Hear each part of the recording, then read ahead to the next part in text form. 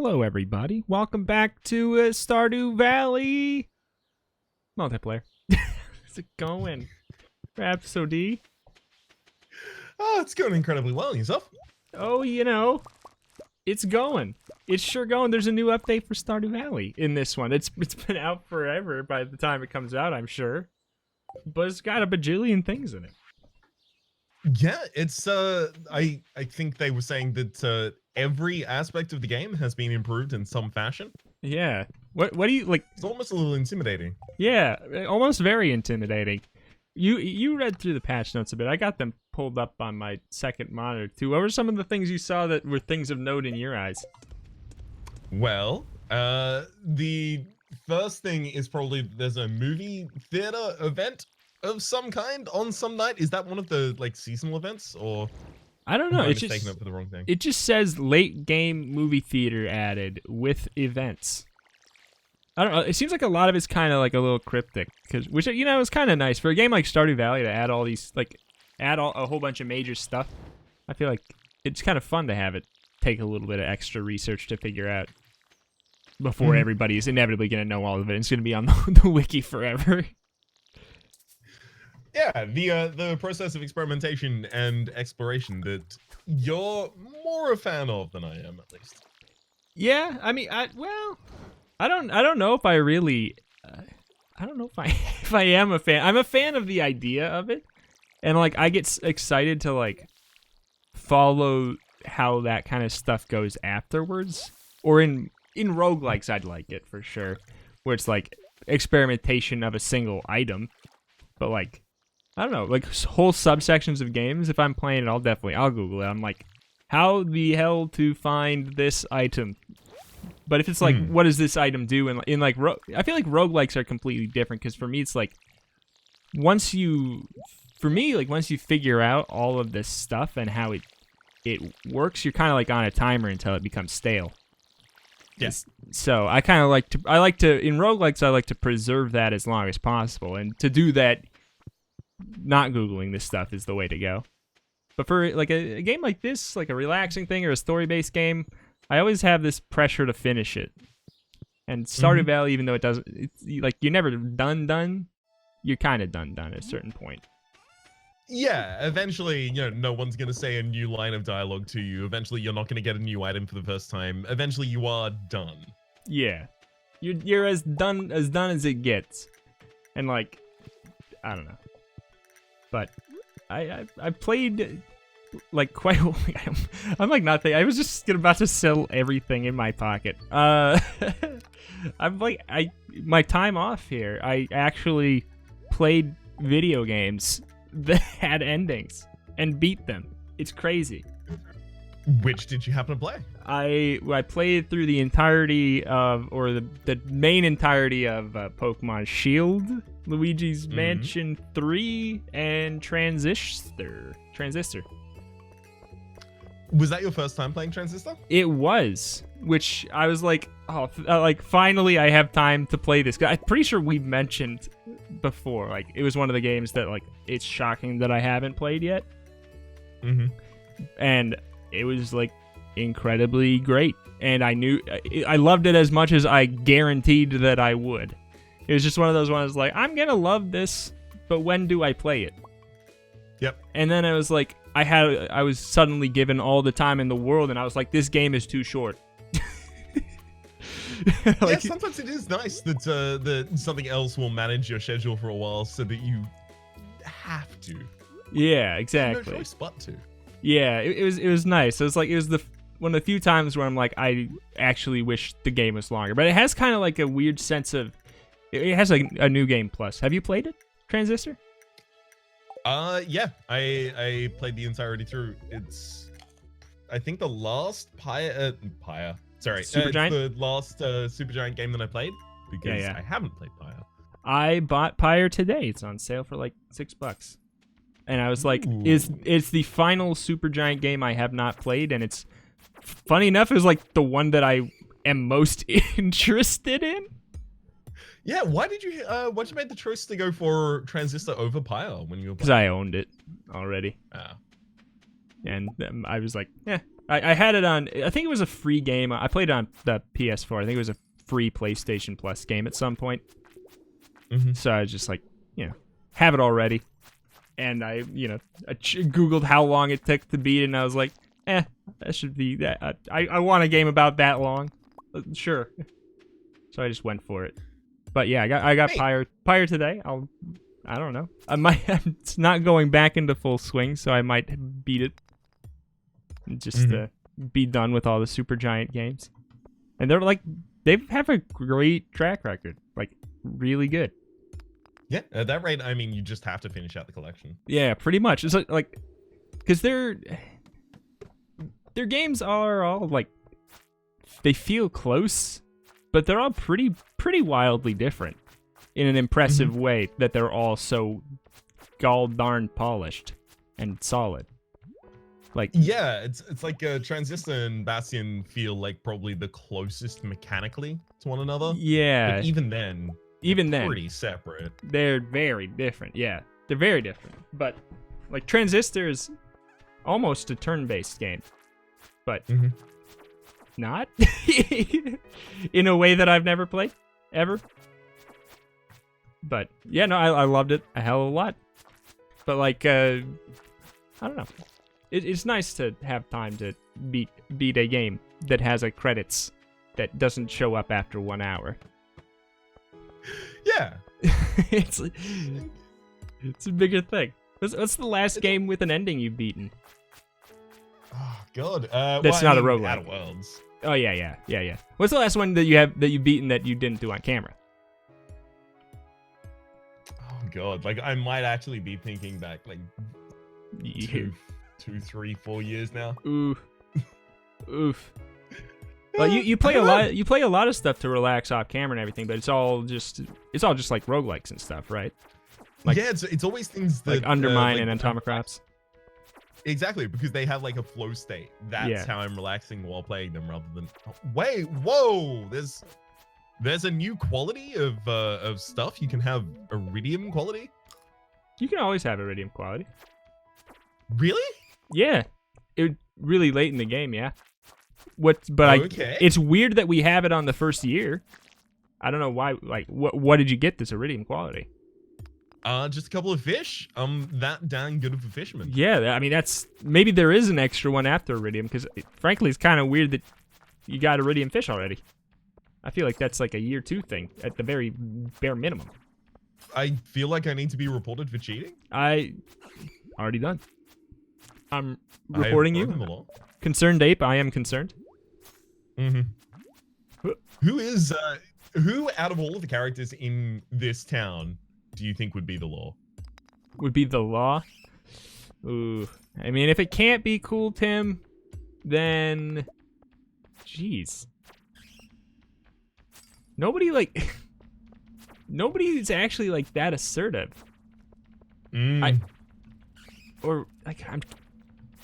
At least that's, I don't know, lawful. I don't know. Who's assertive but non-lawful? I mean, like, not lawful, but like, like Shane or someone like who's kind of like more aggressive or whatever, or abrasive, but they wouldn't be an officer. Yeah. I don't know. There's a lot of timid and meek townsfolk. Yeah, there's tons, and then I didn't realize that until just now that everybody's a pushover or grumpy. Everyone here is goddamn type B. How dare? You know what? It's Pam. Pam would be. That is totally it. That's the answer. It's Pam. It's definitely Pam. But she needs to get herself together. She's not gonna be like she definitely would be the law. I don't know that I think she would have some issues, but she would be the law. One of us is gonna have to go through her storyline so that she cleans her act up, and then we can give her the cap. Then we'll give it to her. Why do we have the right to give it away? I mean, surely we probably do more for this town than anybody. What does Mayor Lewis honestly do? Was actually our Grandpappy was the law in this town a while ago, and it's true. Our Grandpappy recognizes we're both individually too soft to be the law. It's okay, we know. And therefore we're here to pick someone else. We're not offended, Grandpappy. We know. we came to appoint the law. Oh, thank God. with my final swing before I ran out of energy, I got down the next 5 floors. There we go. Ooh. My favorite part of the update is that we can take off our pants. Wait, we can do that? Yeah, open up your inventory, you can take off your pants. Okay, apparently I'm not allowed to do that whilst fishing. But immediately thereafter. Can't be that good of a fisher. Can't take off your pants while fishing? I don't think you're that good after all. Look, I'm just like the rest of you. I put my my pants on one leg at a time whilst fishing in the morning, you know. Exactly. Just like the rest of you. Just like the rest of you. They didn't add any new villagers, did they? No. I would be amazed. I would have been bum puzzled. Wait a second, you totally can. Hell yeah, I'm just going around in my skivvies. Where are you? Did you come up to the little lake? I thought I heard you fishing up there. Yeah, I did. I didn't see you. I went fishing up there to try and find the still as of yet missing fish. No luck so far. I feel like I may have poorly defined my goals for the day and accidentally just fished for no reason. Yeah, I kind of like took half the day. I was like shaking off curtain back 1 week off, 2 weeks away. I had no idea what I was supposed to do, so it took me half the day to remember to go to the mine. So, but I got down 5 further, and got 28 iron ore. Like ooh, damn well done. That'll get us another 4 blocks for that. But apparently, Sandfish. They added the 181 shirts. It makes me wonder if there's going to be a way to buy shirts and pants in game now. There's got to be, right? Like, if they give you the ability to, oh my, we could change clothes. I just realized that we could trade the clothes. That's neat.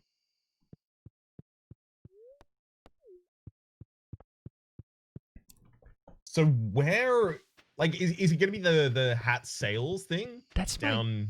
Guess that's the only thing that it'd be there. Like, I don't know. I mean, they didn't add a new NPC. Mm-hmm. So the goal of the series is down to just rock the coolest treads. I mean, maybe that's yours. Mine is to catch them all. I'm gonna collect all 500 shirts. Good lord! Look at you go. Gotta catch them all. Clothing mine. Absolute best of luck with that. There we go. I'll actually have my character sleep for the night. Did I interrupt you saying which game you completed, or did you just not? You couldn't remember because it's so far back. Could not remember because it was so far back. Oh man! Oh, it actually says that we got into bed now. That's great. It said when we went into bed. That's adorable. What game? No, it would be too long ago. It might actually be Witcher 1. Wow. On release day. Actually, I was beta testing it for the devs. Yeah. So it was before release day. That's how long ago.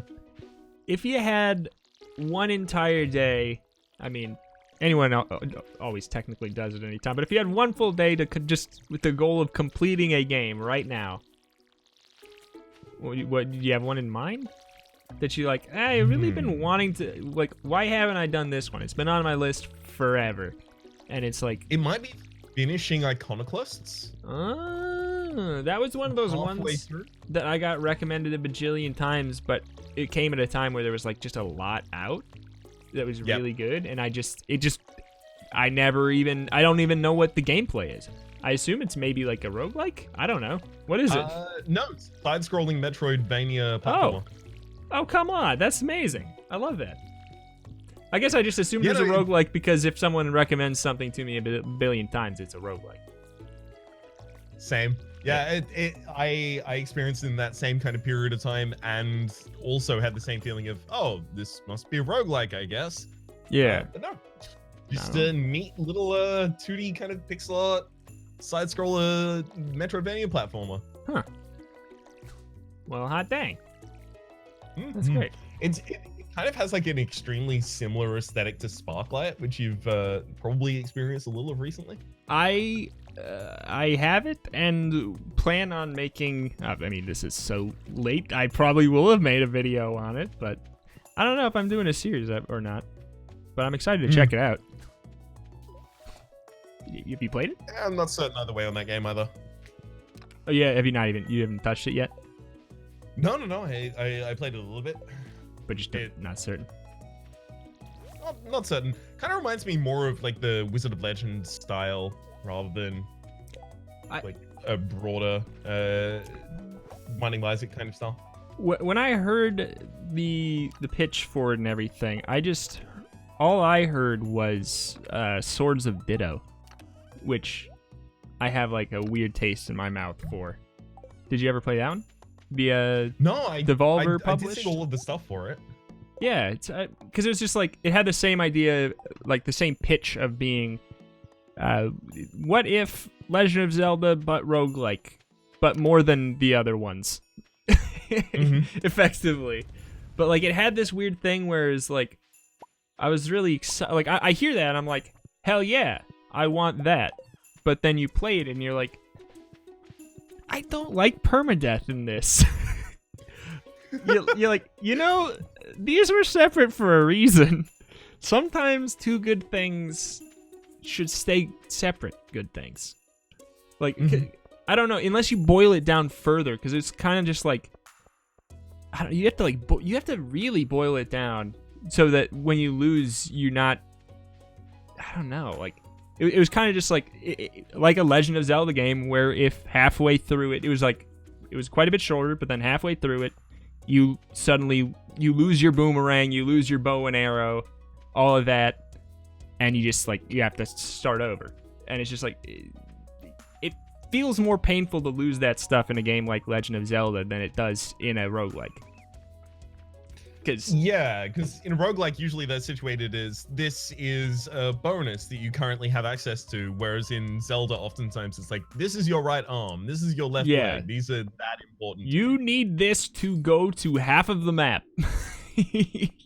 And now it's gone. Start over. And it's like I liked it, and they apparently rebalanced it in that game like they actually stripped out permadeath from it, which is like a colossal change. And I'm more interested to go back, but it's just one of those things where it's just the launch version just didn't sit well enough with me, so I just don't feel like going back. I don't know. Yeah. There's too many games. Exactly. When there are enough games around, pretty much any single slight is enough to turn you off. It's like when I'm having so much trouble giving any game a first chance, it's so rare that a game gets a second chance from me. And it's like, it sucks. It sucks for games, but, like, it's just the market. There's just too darn many good video games. You spending all our money without asking? I did. Okay. It's, the copper watering pot we were doing? Yeah. You finally got that? I'm finally actually going to make it. Fun thing, in the patch notes, it actually says there's no use to do that anymore. Oh damn. Unless your name is Cool Tim. Oh man. Congrats on the shout out in there, by the way. Oh wait, Cool Tim. I'm a sweet Tim. Yeah. I'll have you know. Well, I mean, so you're saying I have to do it, and you spent our money. You read that patch note. You knew that you didn't have to do it, and you spent the money, so you had to do it anyway, so that Cool Tim could. The only way I'm gonna remember in the future is if I make a horrible mistake now. All right. What's a game that had just a horrible release or launch that you went back to and changed your mind? Is there any game that like had just an awful start, but you did a 180 on it? Yeah, Dark Souls actually, because originally it didn't have the DS fix and it was kind of unplayable on PC. And obviously before the remaster where they kind of included a lot of those controllability options. Yeah. Yeah, it was actually just straight up unplayable, but like what were the problems? Effectively it was just really, really bad to control and it was really, really poorly ported for PC. Oh, okay. And DS fix was I mean, I never played on PC. Was it an official thing, or was that a fan supported thing? It was a fan supported thing, Okay. but I believe they eventually ended up working with. Oh god, I can't remember his name for the life of me. I think it was Greg. Fuentes. Fuentes. Greg, yeah. Greg Fuentes. They ended up working with Greg Fuentes for the release for Dark Souls remaster, which I think was like effectively was just like an official release that had that HD upgrades and good maneuverability options.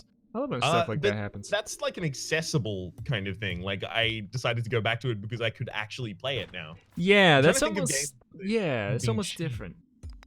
Like I don't know, the one that always gets I don't have any firsthand experience with it, but the one that always gets brought up with stuff like that is the Final Fantasy online game.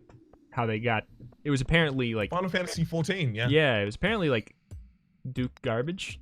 And they just they completely remade the game like from the ground up and called it like a patch. Like it was a completely different game, and they're like, it's just a patch, like reborn or whatever they call it. Yeah, if I know correctly, they like had an in-game event of the world is ending, and then the world is going to re-begin again. So it was kind of like canon that they reshuffled everything. I love that. I'm a sucker for that. Like just MMOs that just like do live events and everything like that. Like I don't care about Fortnite, but like the whole universe and things they do real time in the game are fascinating, and I want to see more of it. Like how they just have any major thing for the seasons changing, everything that like they do these crazy things in game. And it is I don't play the game, I don't watch, I do nothing with the game except I look at the fun events when they come out, and I see how all these things change in real time. It's just neat. It's just a cool thing. I always wonder how those work. Like in MMOs, it kind of seems obvious, but in a Fortnite match, like, are you just logging into Fortnite and you just get spawned into a map with Thanos? Like, how's this happen? As far as I know, it's like you spawn into a normal map, and then it's just like if you're playing at that certain time of day, a major crazy thing like just happens, or like when a person interacts with a certain thing on the map. Like a crazy thing would just happen for everybody, like all over the place. It's neat. I don't know how they do it. I don't know I don't know how anyone does anything in a video game though. So who knows what's possible? Maybe it's like the easiest thing in the world. You know? It's like I mean, it can't be extremely difficult because I know that they used to do events like that in the old Dota. Yeah. Like back in the Warcraft 3 engine days, there would just be some item you get to interact with on the furthest edge of the map that would then start a boss fight for everyone.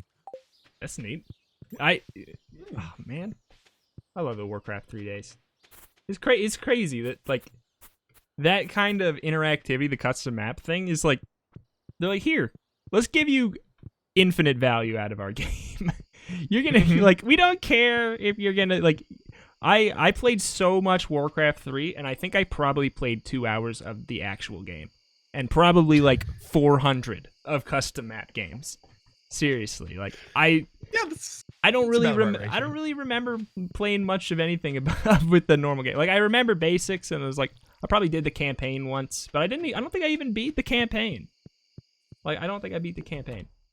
I was just like, let's go play Pokemon. Let's go play janky fake Pokemon online on a custom map. I remember me and my friend made a map where it was Super Smash Brothers, and you picked one of the characters from Super Smash Brothers, and you would go and you'd level them up throughout the world, and then at the very end, everybody got teleported to a spot where you'd have a Super Smash Brothers fight. And I remember spending so much time sitting, pretending to know things about balance and tweaking the stats of the characters one way and another for literally just me and my friend, because nobody else played the map. So just making your character ever so subtly more powerful. I mean, like, I probably did. I probably made Kirby OP. I would imagine. It's interesting, especially in the example for Warcraft 3, which is Warcraft 3 then spawned Dota, which then spawned auto chess. Yeah. All of these genres that have ridiculous playtime as well, Yeah. all kind of spawned out of the same area. It's like, it's probably one of the most important video game releases, you know? If you think about it, like, Warcraft 3 is probably one of the most important PC game releases, like, ever. Definitely. Like, and that's crazy to think. And it's not because of anything to do with the game itself. And that's really crazy.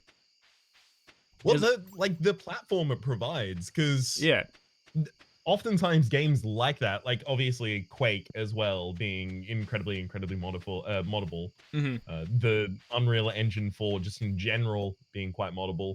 The Source Engine itself, like all of these ended up creating complete genres of games in and of themselves. Yeah.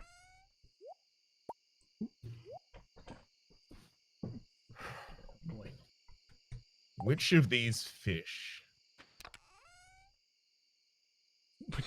Which of these fish do we still need? I have no idea. Donated cart to the bundle. Bullhead to the bundle. Oh my goodness! Look at you go! We need a sturgeon. This was all just actually fishing outside the mines. The thing I keep promising to do and then keep failing to do. Yeah. Turns out it's actually quite good had I have been able to follow through. We should do the, we should figure out what the new fish pond thing is next time. I wonder if it's at Robbins. Add the fish ponds to breed fish and produce items. I don't know. Sounds neat. Yeah, I'm worried that like our choice of having a good home base for fishing might now be irrelevant. I don't know. I feel like it probably won't help us get new fish. I don't know. Or well, I don't know. Breed fish, it depends if it's like make new designer fish or if it's like we just make more of the same. I imagine it's just like it's the exact same as like the coop or whatever. My guess. I don't know. I have fingers crossed that we get to make new designer fish. I want a fish with 4 heads. Yeah. I want a fish with like hell yeah toes. just on its side instead of where it's like little fins and fins are just toes. Oh yes, people. Yeah, effectively. Anyway, I mean, we done here? I don't know. Sorry? Are we done here? Are we done here? I think. Hell yeah. Do we normally end after that? I just don't remember. It's been a while. We do normally end after 2 days. I don't want to. Let's end the video and then just immediately start another one. Goodbye, everybody. Thank you for watching Stardew Valley. Links in the description for everything that matters and more. And no Croc 2 game facts links in this one. Thank you. Really? You're not going to put one in this one? Fine, I'll put it in this one. We'll just dutifully trade it off the duty. You can do it in this one. I'm quite frankly, we gave them too much traffic, and we've created two. But you know, it's like how Warcraft 3 created the MOBA genre effectively. Mm-hmm. We created a brand new Croc 2 game facts fan base, and honestly, it's detracting from our popularity. So I'm not going to do it again. If you want to do it, all good on you. But I was thinking it was a popular offshoot of literature.